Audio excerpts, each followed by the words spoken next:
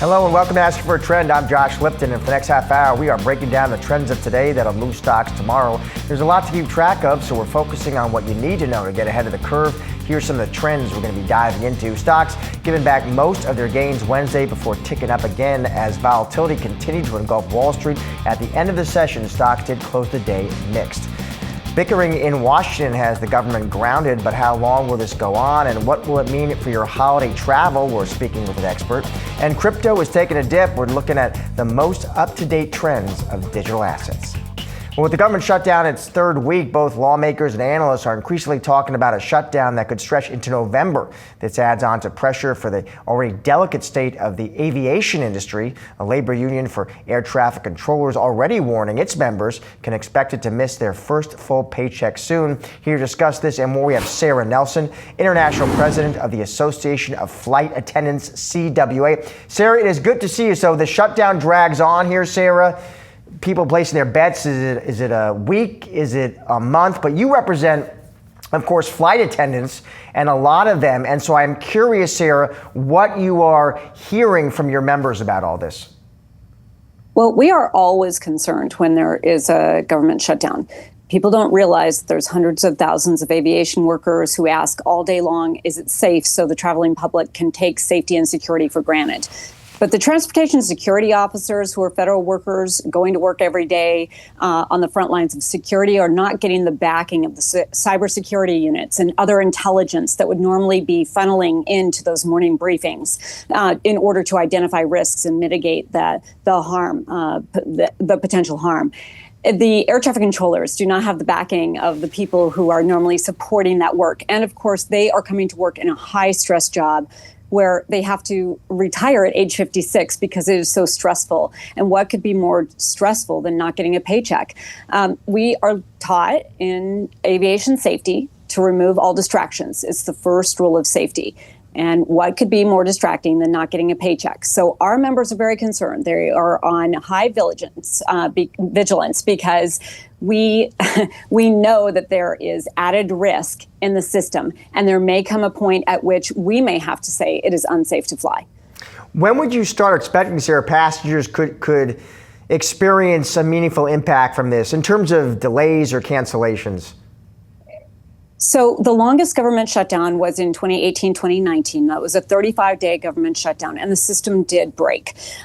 We have only seen the system stretch since then. Of course, there was a lot of reporting around the cancellations in Newark and the crumbling infrastructure that the air traffic controllers had to work with. The system has been stretched more and more since 2019, and since January, there has been a dismantling of the federal government and undermining of the jobs, firing of probationary people that has stretched the system even further. So we expect that that breaking point is going to come much sooner. And many people are asking me, is it safe to fly next week? And I have to tell you that it is less safe than it was before this government shutdown started. And every single day that goes on, it becomes less and less safe. And we think it will break very, very soon. Well, if it's less safe, sir, is your message to consumers who are watching this right now that you should delay going on a flight at this point?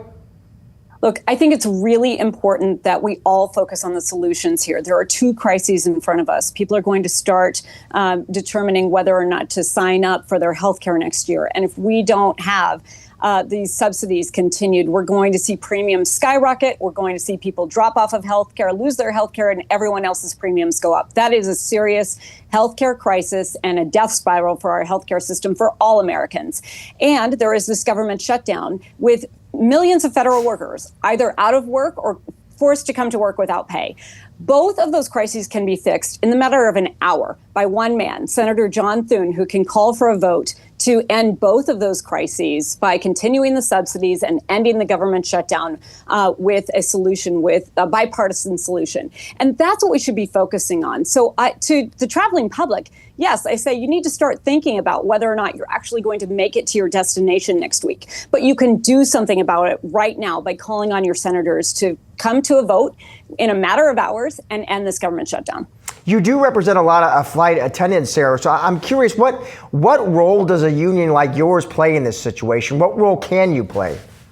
Well, we are watching this very closely because our first role in the workplace is safety. It's the reason that most of our unions organized in the first place, is to have safe workplaces. And we are integrated into all of the regulations. We have a voice in the investigations that happen after crashes. We know where these regulations come from. We know where the safety programs come from, and we're evaluating that every single day. One thing that you should know is that flight attendants, pilots, mechanics, they are inputting reports into the system every single day so that we can have a risk predictive model.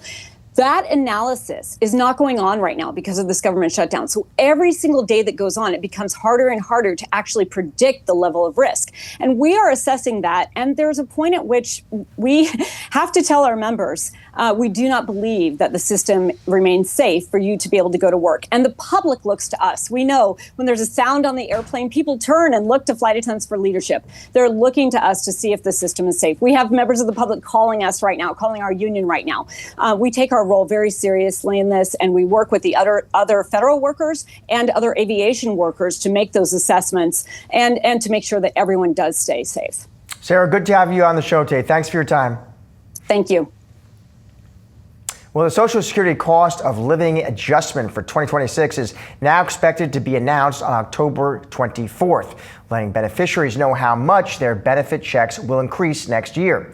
The announcement was originally scheduled for October 15th, but was delayed due to the ongoing government shutdown. The agency adjusts benefits every year due to inflation and uses data from the September CPI report, which was delayed to October 24th. Projections from the Senior Citizens League expect COLA increase of about 2.7% next year. That would boost the average retirement benefit by about $54 per month. The Social Security Administration is still expected to notify recipients about the new benefit amount starting in early December. A spokesperson for the agency says benefits will be adjusted starting in January despite the shutdown. More than 70 million people receive Social Security benefits. Stick around, much more Asking for Trends still to come.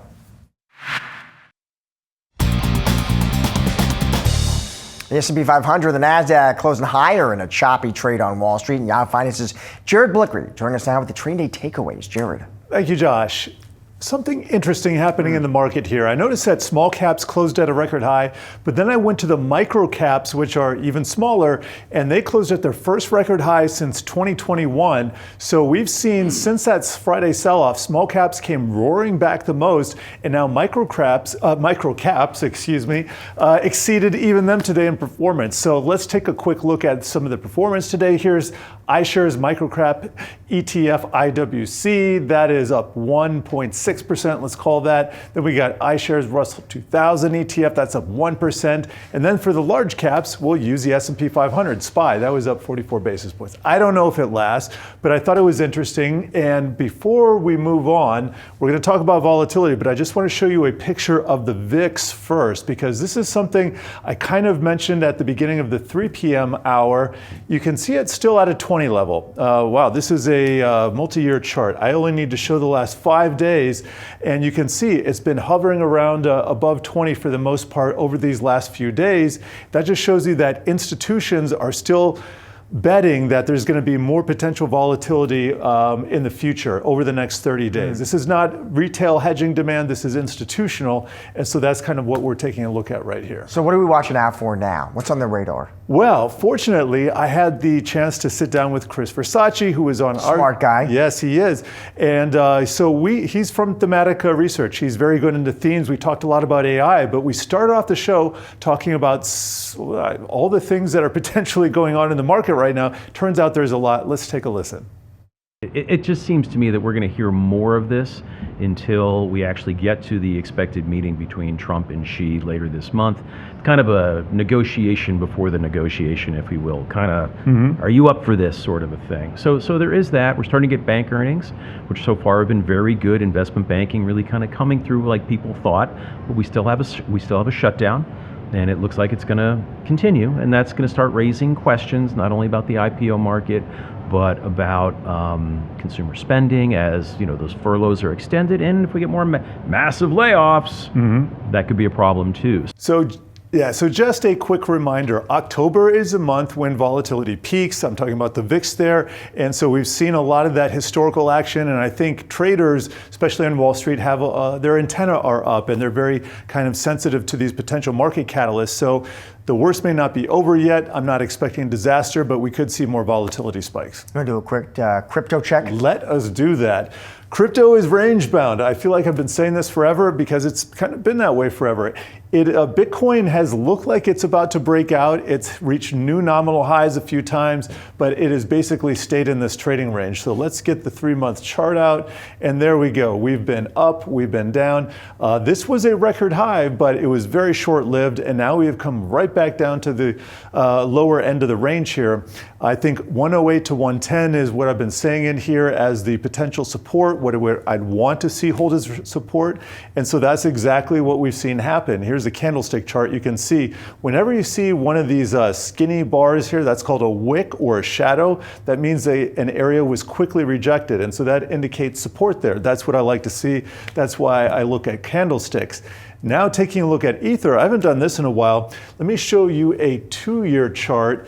And this is another market that's been kind of range bound. So this was coming back. I'm going to show you a longer term chart, but this was testing a much earlier high. But basically this is at the lower end of a much smaller range. And then you plug in the 5-year and you can see all this thing has done over the last 5 years is basically trade sideways. So go figure, we got some work to do. We need a catalyst in crypto. All right, thank you, brother. Appreciate it.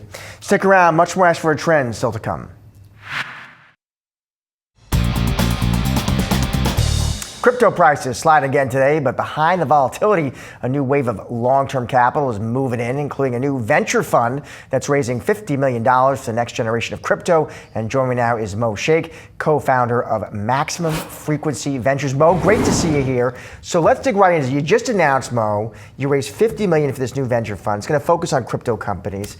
Now, there are a few such firms like this. What's going to make you all different, Mo? First of all, thank you again for having me on the show. When we look at crypto today relative to where it was 10 years ago, it's a multi-trillion-dollar asset class. You're seeing large institutions starting to build, and you're seeing regulation kind of be a proxy for giving comfort to these companies. When that happens, you're going to see new companies being born. And so these new crypto companies that are out there need investors that understand how to operate and build for scale. Working at places like BlackRock or BCG, along with my partners that have co-founded the fund, we felt that a $50 million fund was a perfect opportunity to bring operator-led capital to help these next generation of founders entering the space. So we're excited about Maximum Frequency Ventures. Now, Mo, are you guys all saying, listen, a few more details, who you raised the money from, limited partners, what kind of details? Yeah, we haven't shared the LP list, but we have great family offices both here in the US, along with East Asia and Southeast Asia, that have joined us in this journey, and they're all sort of excited about this next wave of founders that are coming into the space.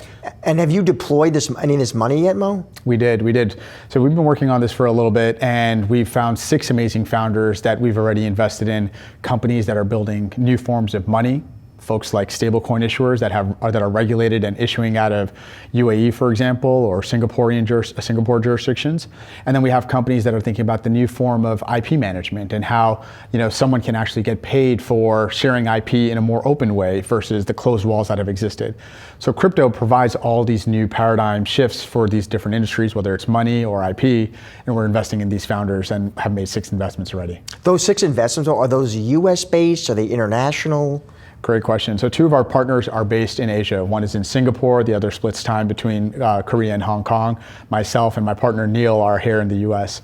And when we look at founders, we see founders coming from all over the world, to your point. And so 3 of those investments are actually based out of Asia. Singapore, UAE, as I mentioned, and Korea, and South Korea. The other founders are right here in the United States. So 1 in the West Coast and 2 here based out of the East Coast. How do you decide, Jeff, who to write checks to? I was once talking to Jeff Lewis. That's another smart tech investor. And Jeff once told me, how in real estate it's location. Yeah. He said, really, it's just founder. Is it that simple? Man, I couldn't agree more with Jeff. I mean, and I think you said it really well. When you think about who is really behind a company and the company's vision, its strategy, it really ends up being founder driven. And you see that in some of the public companies that are founder led today, all the way to some of the companies that are growing into being publicly listed tomorrow. And when we see these founders, they need that help. And so they have something special in them we think from our perspective, we can coach them to get to where they need to be. And so there's something special in a founder, but it takes a lot of the operational excellence that we bring to the table to really get them to that, to catapult them to that next level. So we focus on the founders. We focus on what they know specifically about a problem set in an industry, and we bring our crypto expertise and our operational expertise to help them launch. Given, you have this international kind of scope and vision, Mo, so I'm curious, when you look around the world, Yep. what's the country, what's the region that sort of, in your opinion, is leading in crypto in terms of creativity, innovation, dynamism? Is it the US, or no, you'd give the gold someplace else? Yeah, I mean, we spend a lot of time with folks like A16Z and someone like Ben Horowitz who talk about American dynamism. And for crypto specifically, historically over the last 5 years, we've seen a lot of founders building in places like Singapore and UAE because it was unclear in terms of how the US was really setting up.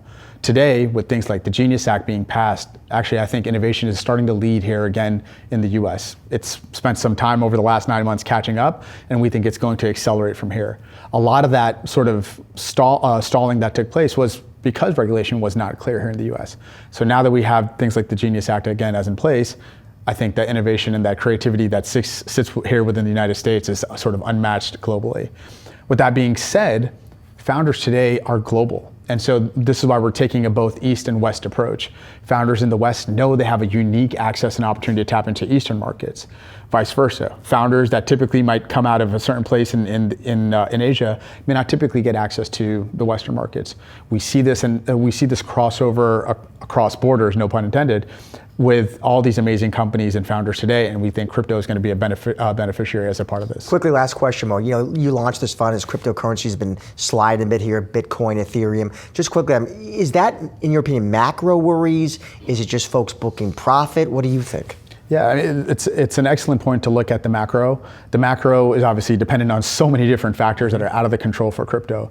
But historically, what we've seen is crypto being a little bit of a multiplier effect on what happens within macro. We saw some of that sort of play out last Friday, as you probably saw Bitcoin take a hit and other altcoins take a hit as well. There are other systematic components that sit underneath that drive some of this in addition to the macro factors. But we don't look at the macro. We look at what innovation is really fueling.